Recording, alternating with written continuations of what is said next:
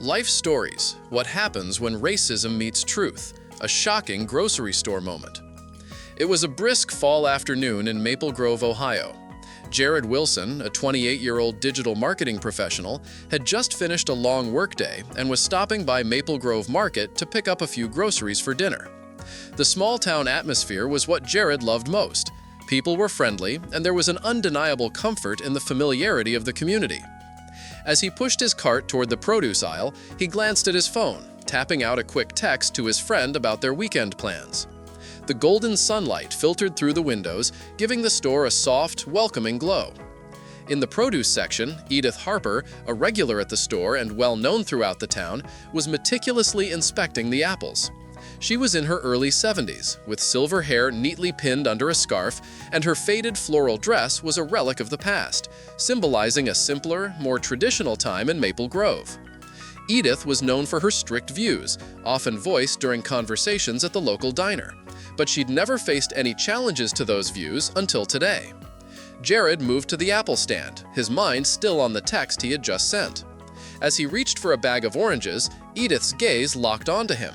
She narrowed her eyes, her expression hardening.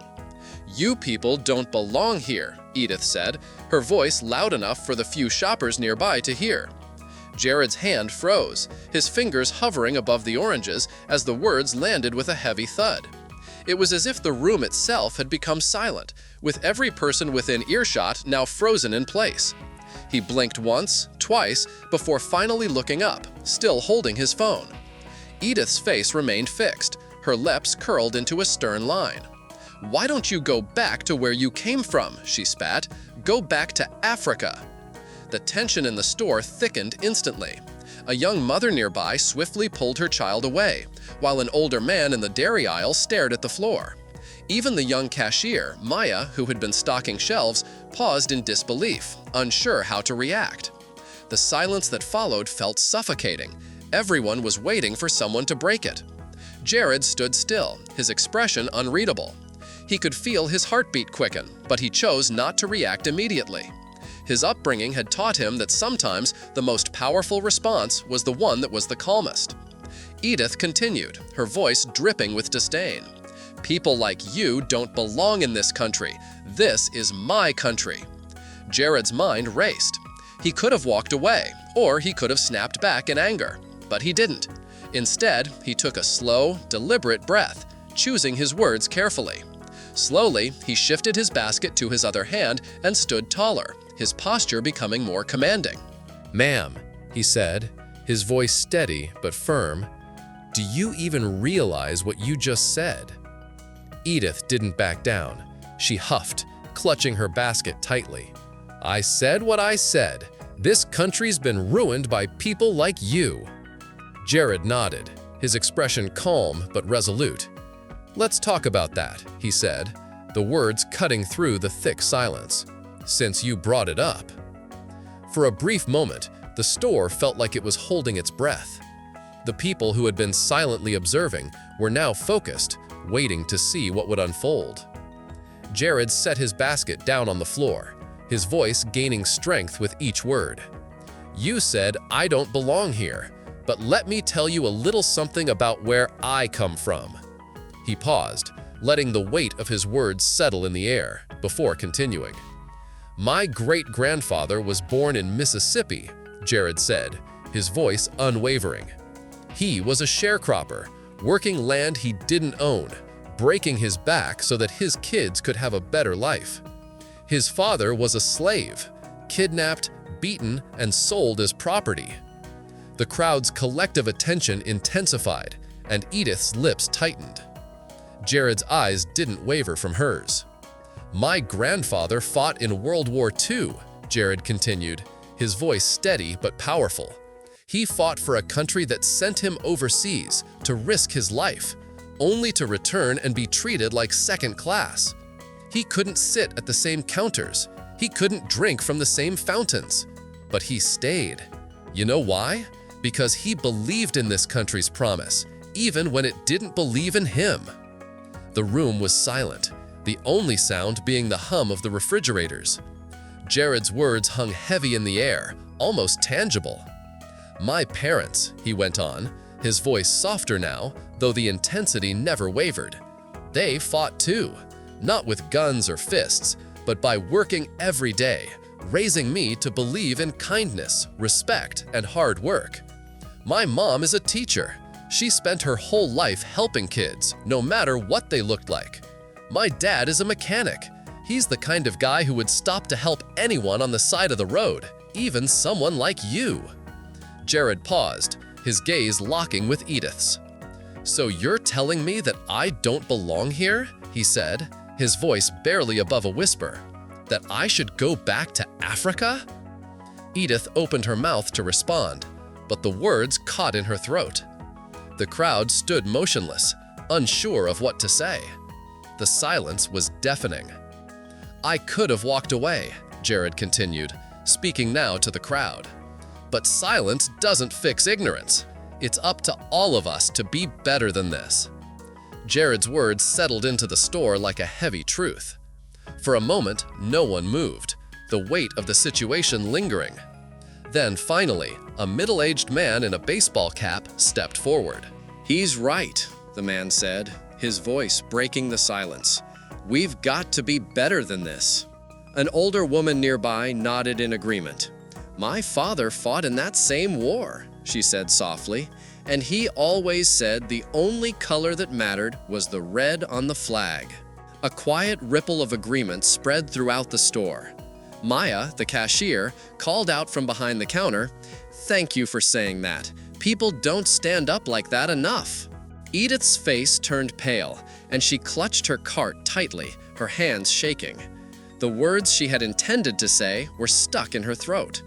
After a moment, she muttered, "I didn't mean," but stopped herself. The damage had been done. Jared turned back to her, his expression softer now. "It's not about what you meant," he said gently. "It's about how it came across. Words matter. Actions matter more." A few customers, hesitant at first, began to clap slowly. The sound grew louder as others joined in. The applause wasn't just for Jared's words, but for the courage it took to face hatred with grace. Edith, now visibly flustered, wheeled her cart away without another word. The tension in the room began to ease, replaced by a collective sense of reflection. Later that evening, as Jared sat with his father at the kitchen table, he shared the events of the day. His father listened quietly, his hands folded on the table.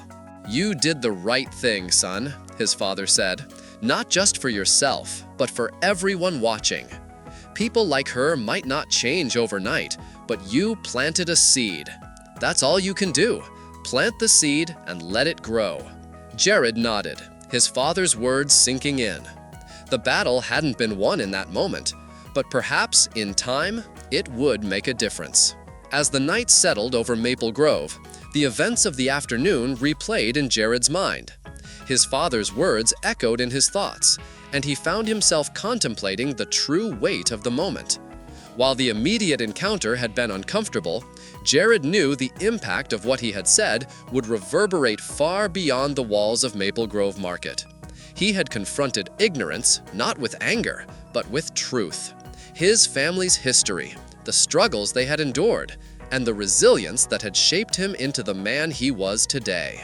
The following days in the small town were filled with quiet shifts. At the local diner, people talked about the incident, the words that had been exchanged, and the bravery it took to stand up for what was right. It wasn't the kind of conversation one typically had in a place like Maple Grove, where differences were rarely acknowledged. The usual topics, farming, football, and the weather, were put on hold as people began to question their own beliefs and assumptions. Jared noticed the subtle changes when he went back to Maple Grove Market the next week. The old-timers who usually avoided eye contact with him now nodded politely. Maya, the young cashier, greeted him with a warm smile, and a few other customers who had witnessed the exchange in the store sought him out to express their gratitude. "Thank you again for what you did," Stanley Andrews, the middle-aged farmer, said one morning as he paid for his groceries. "It wasn't just about you standing up to her, but about showing all of us that we can do better.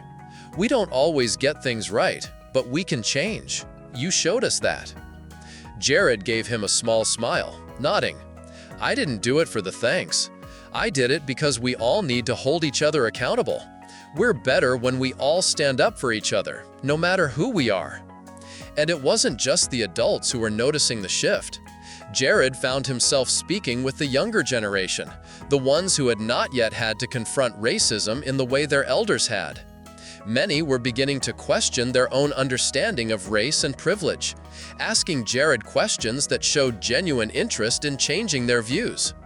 Jared, who had always been somewhat quiet and reserved, felt a new sense of purpose in being part of those conversations. A few days after the incident, he received a letter in the mail.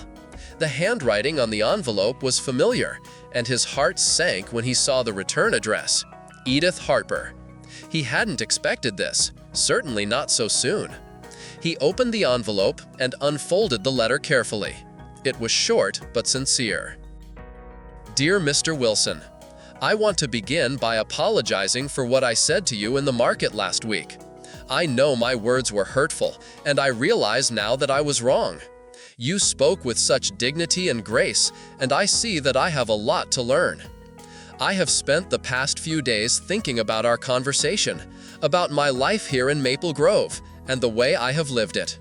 My experiences have shaped me, yes, but I understand now that they do not give me the right to treat others with disrespect.